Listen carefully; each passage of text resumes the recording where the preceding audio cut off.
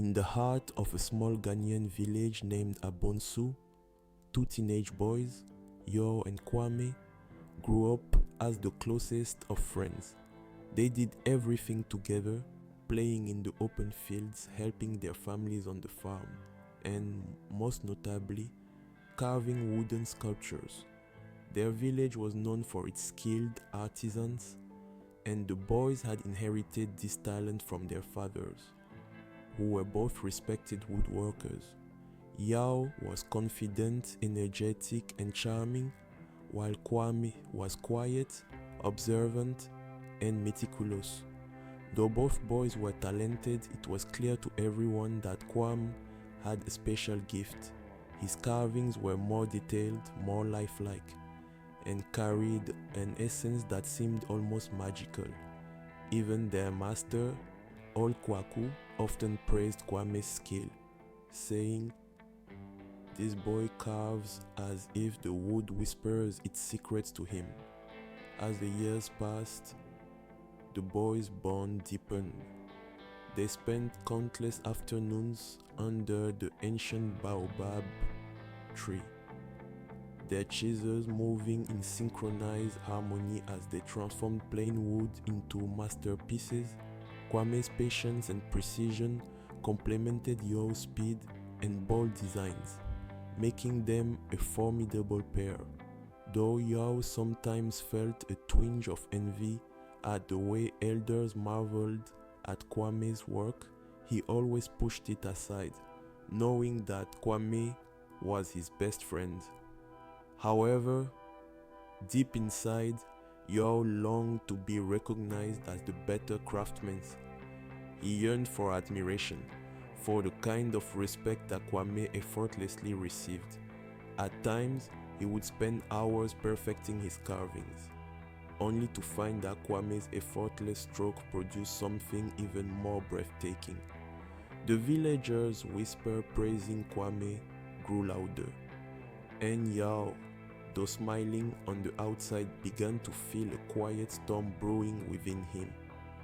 One day, a wealthy merchant from the city, Mr. Boateng, visited Abonsu. He was searching for a young apprentice to train under the best sculptor in the capital. He announced to the village that he would select the most skilled young carver and take him to the city for advanced training and a bright future. The whole village buzzed with excitement. For the young boys, this was a golden opportunity, a chance to leave their small village and gain success beyond their wildest dream. Yo and Kwame were eager to prove themselves. "We should both do our best," Kwame said with his usual humility. "Yes, but I will make sure I win," Yo responded with a competitive grin. The merchant gave them 3 days to prepare their best sculptures, which he would judge before making his decision. As they worked on their pieces, Yo couldn't help but notice how Kwame's sculpture seemed to come alive. Kwame was carving a majestic eagle, its wings outstretched as if about to take flight. The details, the feathers, the piercing eyes, the sharp beak were breathtaking. Yao, on the other hand, was struggling. His sculpture of a lion, while good, lacked the lifelike essence that Kwame's eagle possessed. He watched in growing envy as villagers admired Kwame's work, whispering that he was sure to win. A dark feeling took root in Yo's heart. He had always been the confident one, the leader. The thought of Kwame winning and leaving him behind filled him with resentment. That night, as Kwame placed his sculpture outside to dry, Yo made a decision that would change everything. When the village was asleep, Yo sneaked out of his hut and tiptoed to Kwame's workshop. His heart pounded as he reached for the eagle. With one swift movement, he knocked it to the ground, shattering it into pieces. Yo stood frozen, his breath heavy in the silence of the night. He had done it. He had ensured that Kwame would not be chosen. Guilt gnawed at him, but he quickly buried it under the justification that he deserved the opportunity more. The next morning, Kwame found his broken masterpiece. His heart sank. He ran his fingers over the shattered wood, his dreams lying in ruins. The villagers gathered around in shock and sympathy. Who could have done this? One elder asked. It doesn't matter, Kwame said softly, his voice filled with quiet resignation. I will not be able to present my work. Yor pretended to be just as shocked as the others, but deep down, he felt a hollow victory. When the time came to present the sculpture, Kwame stood aside while Yor stepped forward with his lion. Mr. Boateng examined the piece carefully, nodding in approval. But then, he turned to Kwame.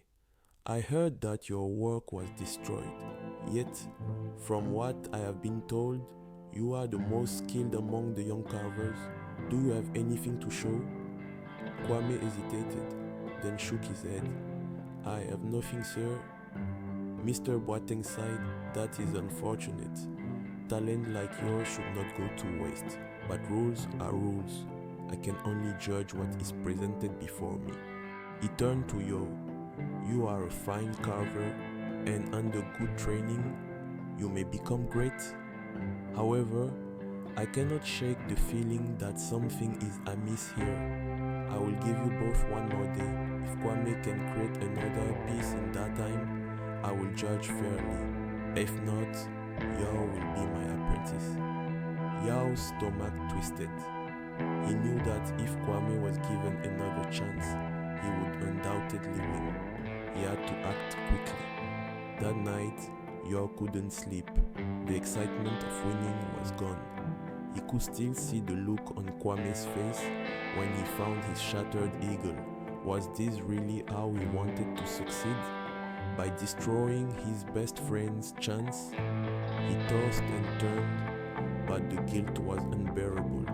He thought about their childhood, how Kwame had always stood by him, helped him, and never once been jealous of his own successes. And yet, here he was, having betrayed the one person who truly believed in him. At dawn, Yo made a decision. He went to Kwame's hut and woke him up. Kwame, I need to tell you something, he said, his voice trembling. Kwame sat up, rubbing his eyes. What is it? Yo took a deep breath. I broke your sculpture. I was jealous and afraid of losing. I thought if I destroyed your work, I would win. But now I realize that I've only destroyed our friendship and my own honor. I'm sorry. Kwame stared at him in shock. Then, after a long silence, he sighed. I knew it was you, but I was waiting for you to say it yourself. Yo lowered his head in shame.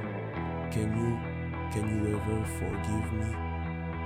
Kwame studied him for a moment before nodding.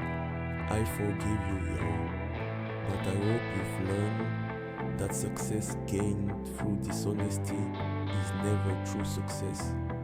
Yo nodded solemnly. I have. Kwame got up, stretched his hands, and looked towards the rising sun. We still have one day, Yao. Help me gather wood. I will carve again. Together, the two boys worked side by side, and for the first time in a long while, Yao felt peace. He had lost the opportunity, but he had regained something far more valuable, his friend, and that, he knew, was worth more than any apprenticeship.